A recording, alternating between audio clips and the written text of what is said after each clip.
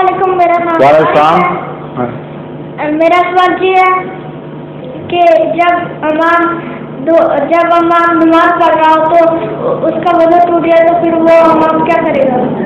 امام واپس جائے گا، وضو کر کے واپس آئے گا، اور اس وقت تک اور جب جانے لگے گا تو اپنی جگہ کسی اور کو امام بنا کے چلا جائے گا، پھر واپس امامت نہیں لے گا اس سے آ کے، پھر پیچھے ہو کے نماز پوری پڑے گا، سوائے بعض خاص صورتوں میں. ایسا واقعہ نہیں ہوا، مگر اگر حضرت محمد رسول اللہ صلی اللہ علیہ وسلم ہوتے تو واپس پھر امامت کی جگہ پر ہی آتے. مگر عام طور پر جو امام وضو کرنے چلا جاتا ہے پھر واپس آ کے امام کو دھکا دے کے ایک طرف نہیں کرتا، پھر وہ باقی نماز اس کے پیچھے پوری کر لیتا ہے. سمجھے؟